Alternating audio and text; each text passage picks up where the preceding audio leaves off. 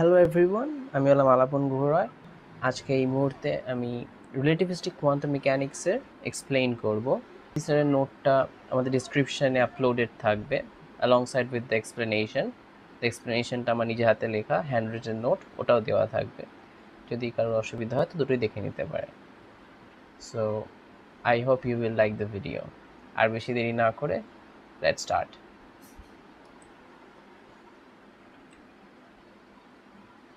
তো আমরা শুরু করছি রিলেটিভিস্টিক কোয়ান্টাম মেকানিক্স। উপরে হয়ে গেছে, sorry for that. Okay, now it's okay.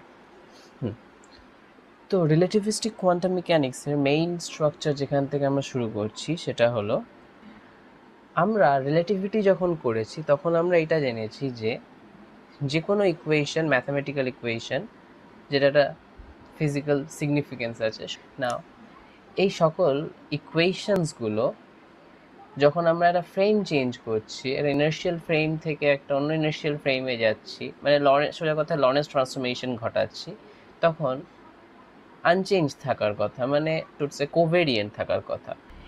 এবার যদি সেটা না হয় তার মানে আমাদের ইকুয়েশনটা ঠিক নয়, that is not right in the relativistic domain. এটা নর্মাল ডোমেইনে ঠিক হতে পারে, বাট রিলেটিভিস্টিক ডোমেইনে ঠিক নয়। এবার কোয়ান্টাম মেকানিক্সের বেসিস যে ইকুয়েশনটা দিয়ে তৈরি সেটা আমরা জানি Schrödinger's equation, which is IH cut del psi del t is equals to H psi. This is what we know. যখন phi হচ্ছে আমাদের ওয়েভ ফাংশন, যেটা অ্যাট এ টাইম t একটা পার্টিকেলের পজিশনের প্রবাবিলিটিকে ডিফাইন করে, আর আমাদের হ্যামিল্টনিয়ানটা হচ্ছে of the form like this, p square by 2m plus v of something, let's say x. We are dealing with x here, so x. Okay, এটা হচ্ছে আমাদের usual শুডিঞ্জাস equation, যেটা আমরা সচরাচর দেখে আসছি। এবার এই যে ইকুয়েশনটা আছে, এই ইকুয়েশনটাকে যদি আমরা অপারেটর ফর্মে লিখি, লাইক আমরা জানি,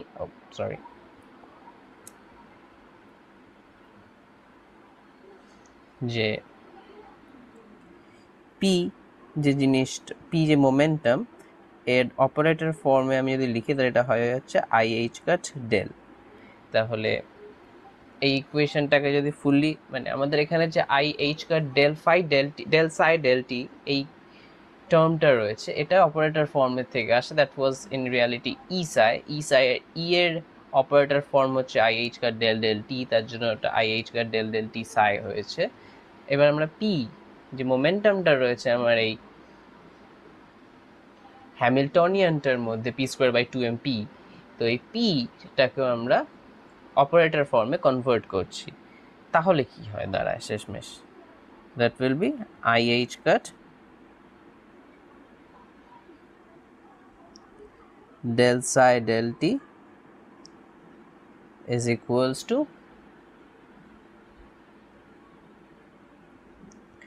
minus h cut square by 2m del square psi। যখন আমরা ধরে নিচ্ছি v of x is equals to 0, মানে আমরা একটা ফ্রি পার্টিকেলের ক্ষেত্রে কাজটা করছি যখন কোনো পোটেনশিয়াল নেই। তাহলে এই যে ইকুয়েশনটা দাঁড়ালো, এই ইকুয়েশনটা কি লরেন্স কোভেরিয়েন্ট, মানে এটা কি আন্ডার লরেন্স ট্রান্সফরমেশন আনচেঞ্জ থাকে, সেটা আমরা কি করে বুঝবো? এই ইকুয়েশনটা দুই সাইডে, মানে লেফট হ্যান্ড সাইডে, রাইট হ্যান্ড সাইডে যে টার্মগুলো রয়েছে সেগুলোর মধ্যে কি ফুটিং ইকুয়ালি আছে না, মানে দুটো সাইডের যে টার্মসগুলো আছে সেগুলো কি সমতুল্য, সেটা আমরা চেক করব।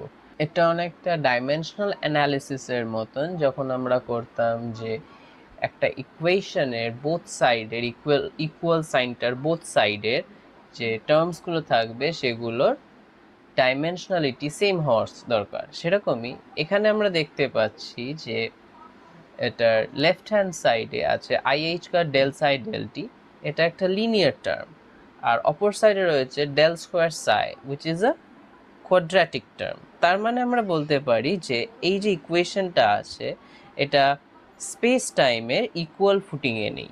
তাহলে আমরা কি বলতে পারি, যখন আমরা ফ্রেম চেঞ্জ করব তখন এই ইকুয়েশনটা সেম ফর্মে থাকবে না, মানে এটা অল ফ্রেমসে সেম থাকবে না। তো অল ফ্রেমসে যাতে সেম থাকে মানে ওটা লরেন্স কোভেরিয়েন্ট হয়, রিলেটিভিস্টিক ইকুয়েশন চাই। তো রিলেটিভিস্টিক ইকুয়েশনটা শুরেঞ্জার নিজেও দিয়েছিলেন, তা আবার ক্লেইন অ্যান্ড গর্ডন ওরা দুজনও বানিয়েছিলেন একটি, দুটো ইকুয়েশনই সেম ওয়ান, বাট আমরা ক্লেইন গর্ডন ইকুয়েশন বলে ওটাকে জানি, আর you may also say Schrödinger's relativistic form. তো শুরেঞ্জার্স ইকুয়েশনের রিলেটিভিস্টিক ফর্ম বা ক্লেইন গর্ডন ইকুয়েশনটা সেটা আমরা কিছুক্ষণ পরে করব, বাট বিফোর দ্যাট আমাদের কিছু নোটেশন জানতে হবে যাতে আমরা এক্সপ্লেনেশন খুব ভালোভাবে মানে খুব সহজে করতে পারি।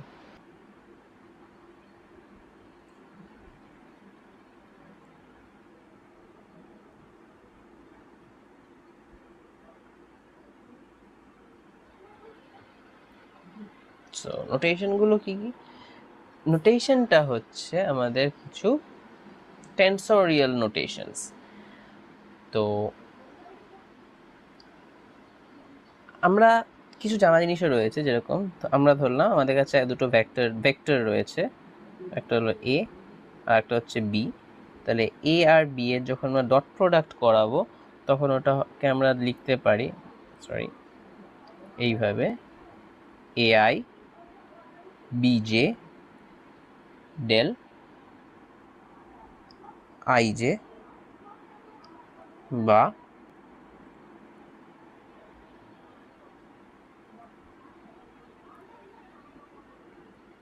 এআই বিজে ডেল আইজে, এটা আমরা জানি। এবার যখন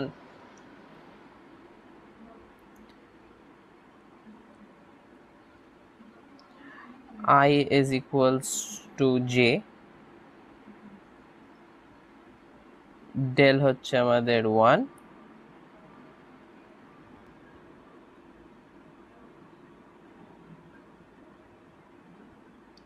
আদারওয়াইজ এটা হবে হচ্ছে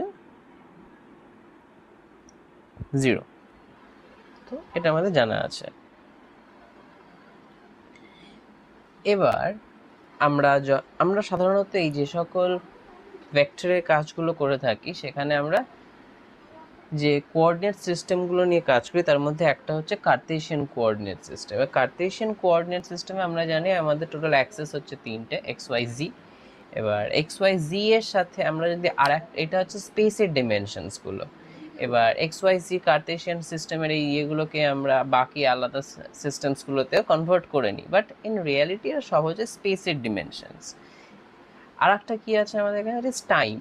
এই সিস্টেমগুলোতে আমরা স্পেস আর টাইমকে ইকুয়াল ফুটিংয়ে নিচ্ছি না, আমরা স্পেসকেই নিয়ে কাজ করছি। তো যখন আমরা টাইম আর স্পেসকে ইকুয়াল ফুটিংয়ে নিচ্ছি তখন আমরা যেটা পাই একটা 4 ডিমেনশনাল স্পেস, একটা 4D স্পেস। তার মানে কি হবে, একটা স্পেসে যদি 4খানা অ্যাক্সেস থাকে টু বি প্রিসাইজ, তাহলে কি একটা ভেক্টরকে আমরা যখন ডিফাইন করব 4টে কম্পোনেন্ট থাকবে। তাহলে এইভাবে আমরা যে 4 ডিমেনশনাল এই 3 ডিমেনশনাল ইউক্লিডিয়ান ম্যানিফোল্ড থেকে একটা 4 ডিমেনশনাল ম্যানিফোল্ড পাচ্ছি। সেই 4 ডিমেনশনাল ম্যানিফোল্ডে যখন আমরা একটা ভেক্টরকে ডিফাইন করি সেই ভেক্টরটা দুরকম হতে পারে, একটা হচ্ছে কোভেরিয়েন্ট ভেক্টর আর একটা হচ্ছে কন্ট্রাভেরিয়েন্ট ভেক্টর। ফার্স্ট অফ অল কন্ট্রাভেরিয়েন্ট ভেক্টরসকে আমরা লিখতে পারি এইভাবে, সিটি যেটা এটা হচ্ছে আমাদের টাইম পার্টটা, আর এক্স যেটা লিখেছি সেটা হচ্ছে আমাদের স্পেস পার্টটা। এবার এই দুটো একসাথে নিয়ে মানে এখানে যে এক্সটা রেখা শুধু এটা এক্স নয়, আমরা এখানে এক্স নিয়ে কাজ করছিলাম, শুধু এবার এই এক্স এর ভ্যালুগুলো আরও আছে, লাইক x1 x2 x3, যেগুলো আলাদা সবকটা ডাইমেনশনকে মানে ডিফাইন করছে, লাইক এক্স ওয়াই অ্যান্ড জি। আর কোভেরিয়েন্টটা হচ্ছে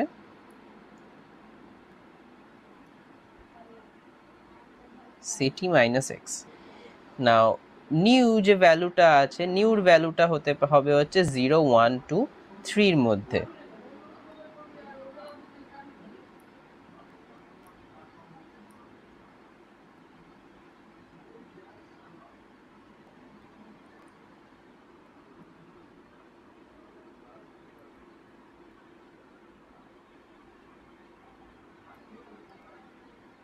এবার এই যে দুটো কোভেরিয়েন্ট আর কন্ট্রাভেরিয়েন্ট ভেক্টরস আমরা লিখলাম, এরা পরস্পরের সাথে রিলেটেড। হাউ? এরা পরস্পরের সাথে রিলেটেড হচ্ছে এই ইকুয়েশনটার দ্বারা।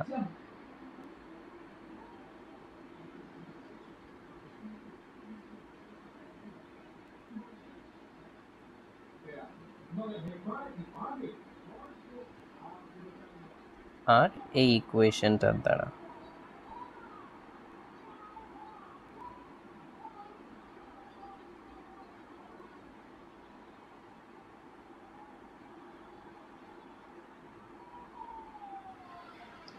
যেখানে এই যে নিউ, এই ইটা নিউ মিউ, নিচে ইটা সাফিক্স নিউ মিউ আর ইটা প্রেফিক্স নিউ মিউ, এই যে জিনিসটা, এটা হচ্ছে একটা মেট্রিক টেন্সর, যেটা দেখতে অনেকটা এইরকম।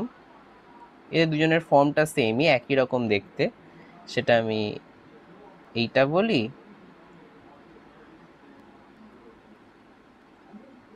আর এইটাকে বলি।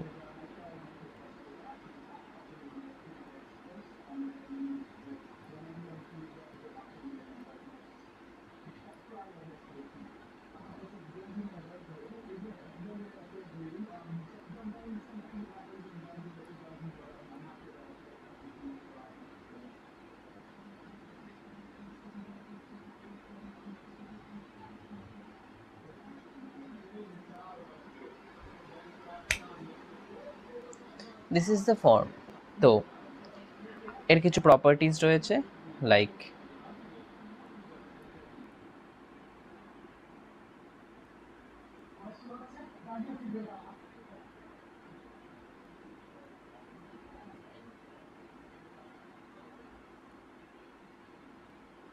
যখন new mu equals to 0, sorry, যখন নিউ মিউ আর ইকুয়াল, তখন এই জিনিসটা হবে হচ্ছে 1 আনলেস 0। এগুলো সিমেট্রিক টু ইচ আদার, তার মানে আমরা বলতে পারি new mu is equals two mu new,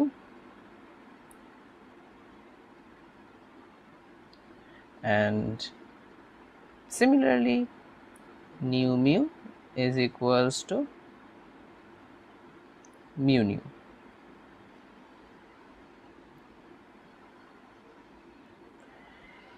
এবার এর দুটো আলাদা নাম আছে, লাইক এটা হলো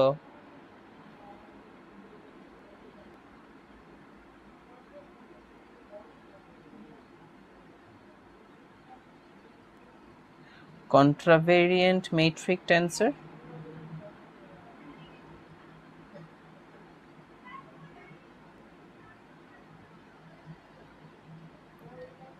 আর এটা হলো covariant matrix tensor।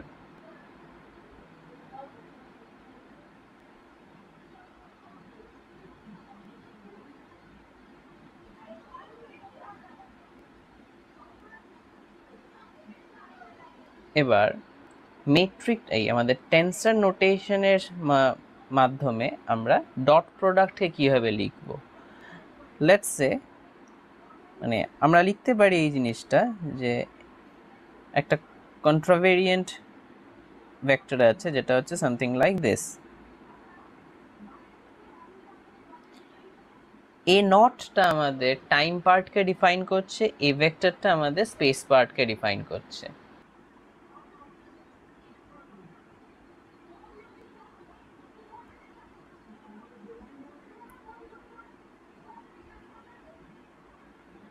Something like this. এবার এই দুটোর মধ্যে যখন আমরা ডট প্রোডাক্ট করব,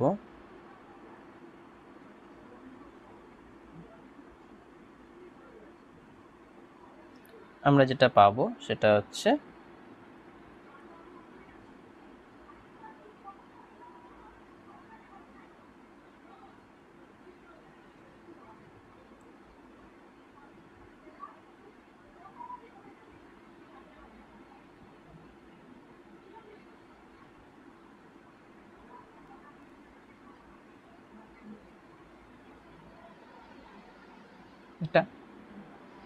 এবারে আমরা এই দুটোর মধ্যে যে কোনো একটাকে নিয়ে প্রসিড করছি, সামথিং আমরা ধরলাম এইটাকে নিয়ে প্রসিড করি, তাহলে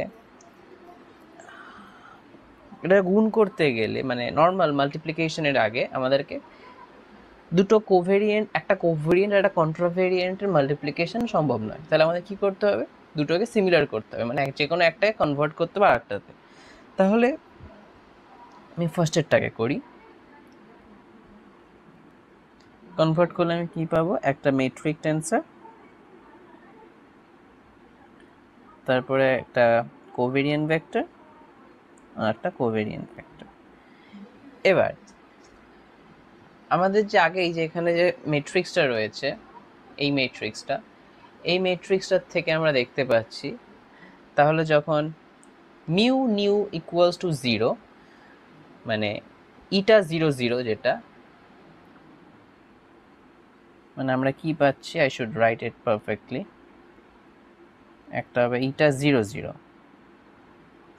a0 b0 প্লাস, এখানে প্লাস কেন আসলো, আমাদের এখানে রিপিটিভ ইন্ডেক্স রয়েছে, তার মানে আমরা বলতে পারি এটা আইনস্টাইন সামেশন কনভেনশন অনুযায়ী সামেশন আকারে রয়েছে। তারপরটা হচ্ছে ইটা 1 1, a1 b1, তারপর হচ্ছে ইটা 2 2, a2 b2, তারপর হচ্ছে ইটা 3 3, a3 b3। এবার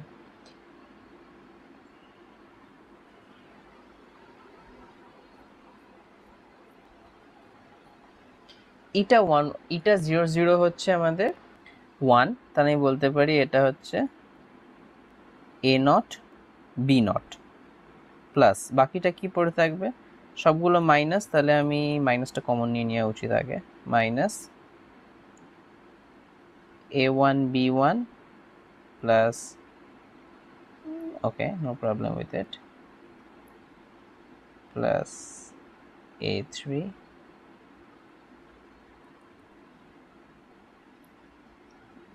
b3। ব্র্যাকেটের মধ্যে টার্মটা ডট প্রোডাক্টের মতন দেখতে নর্মাল, তাহলে আমি বলতে পারি a0 b0 minus a vector dot b vector. This is how it is. তো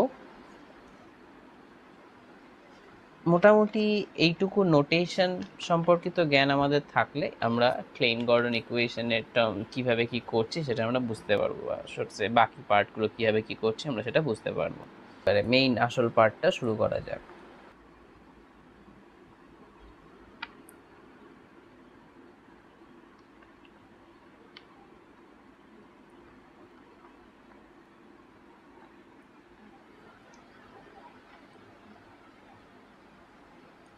অ্যাট ফার্স্ট আমরা যেটা ধরছি সেটা হলো, যেহেতু এটা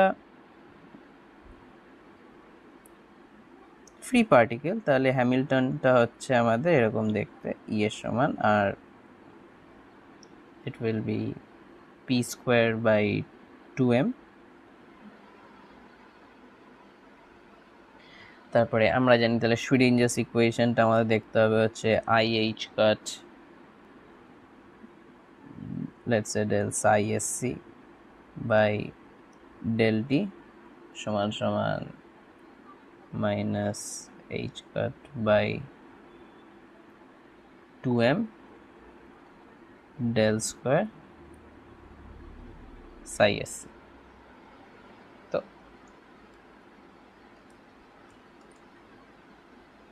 এটা হচ্ছে আমাদের নর্মাল ফর্মটা। এবার আমরা জানি relativistic energy and momentum relation থেকে যে মোমেন্টাম পি ভেক্টর, মানে পি টিলডে বলছি আমরা ওটাকে, স্কোয়ার ইজ ইকুয়ালস টু হলো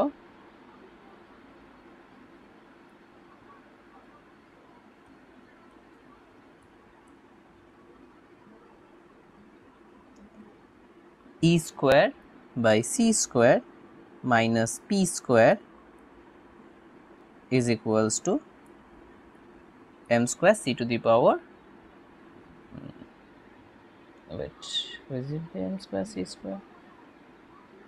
No, এটা হচ্ছে m square c square, not c to the power 4. Okay.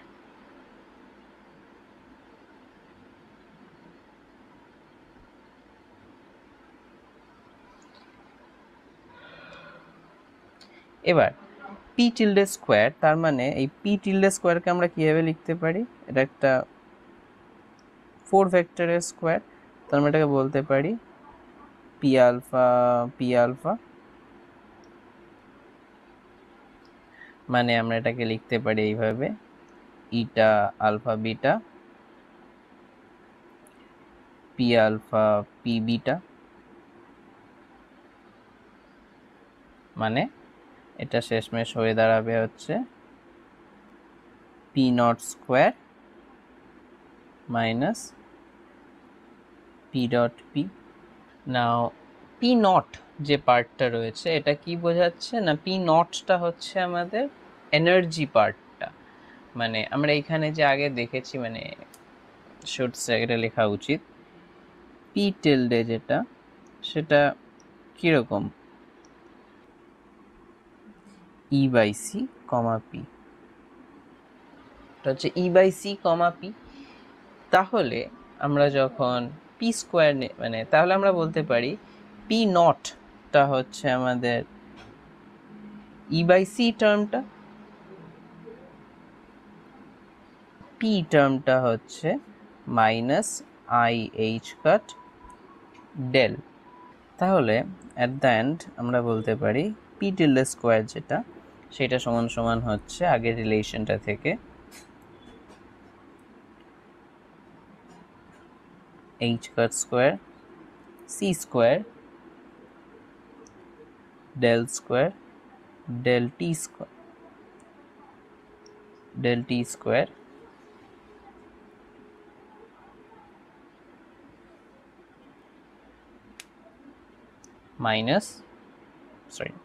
Plus h cut square del square is equals to m square c square.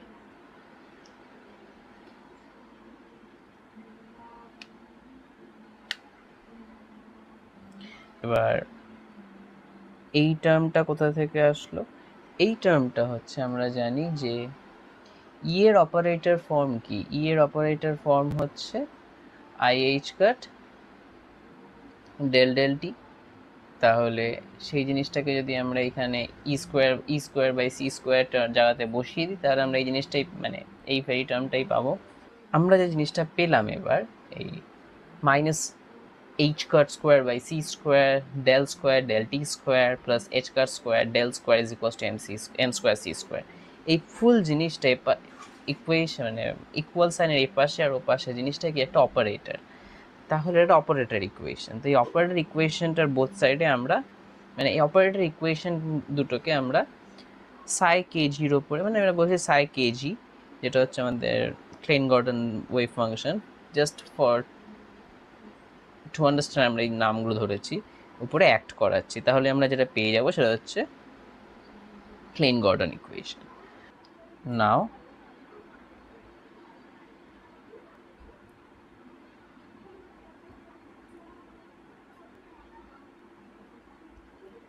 h cut square by c square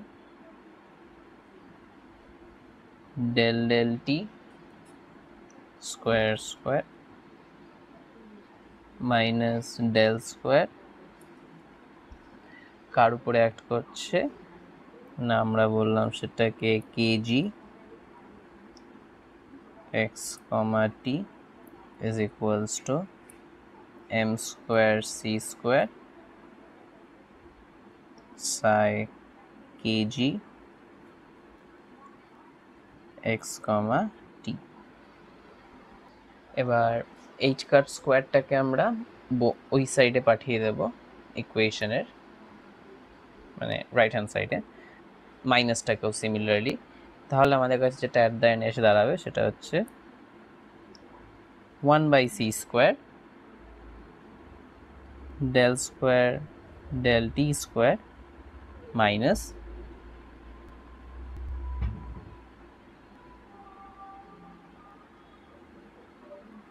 wait, এখানে একটা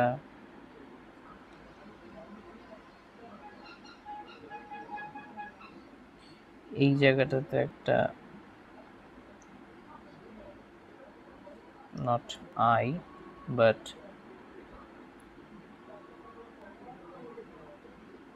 h cut square ছিল। এবার ঠিক আছে, তাহলে এটা হয়ে যাবে হচ্ছে del square psi KG x comma t is equals to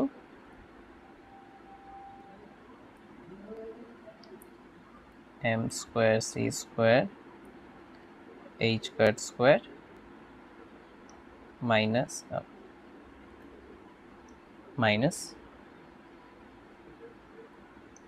psi kg x comma t। এবার বোথ সাইডের ইকুয়েশনগুলোকে আমরা একটা দিকে নিয়ে আসবো, তাহলে এটা দাঁড়াবে হচ্ছে 1/c² del 2 del t2 plus minus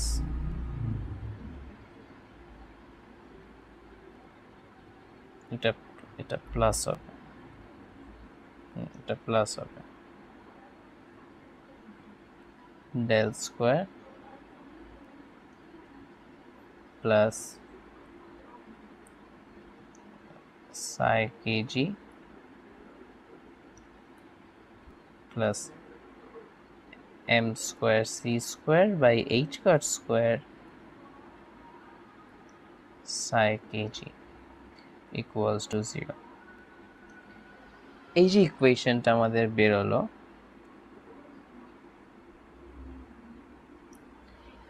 এই ইকুয়েশনটা হলো ক্লেইন গর্ডন ইকুয়েশন, যেটা হচ্ছে relativistic form of Schrödinger's equation. But এই ইকুয়েশনটাতে আমাদের গল্প শেষ হয়নি, এটাই ফাইনাল না। এই ইকুয়েশনটার ক্ষেত্রে আমরা এটা দেখতে পাচ্ছি, এই ইকুয়েশনটাতে আমরা মানে ইকুয়েশন একটা কোয়াড্রাটিক ইকুয়েশন, এখানে এটা লিনিয়ার না। তো যেহেতু এটা কোয়াড্রাটিক ইকুয়েশন, আমরা এখান থেকে এনার্জি মানে negative energy solution should say negative energy একটা কনসেপ্ট জেনারেট করতে পারবো, আমরা নেগেটিভ এনার্জি পাবো। বাট নেগেটিভ এনার্জি কেন পাবো, কিভাবে পাবো, এই ইকুয়েশনটা সেটা ডিফাইন করতে পারেনি। তার জন্য আমরা যাব হচ্ছে ডিরাক্স ইকুয়েশনে। ডিরাক ইকুয়েশন সলিউশন বের করে আমরা ওখান থেকে পাবো হচ্ছে নেগেটিভ এনার্জি সলিউশন, যেখান থেকে আমরা অ্যান্টি পার্টিকেলসের ধারণা পাবো। That will be discuss in the future videos.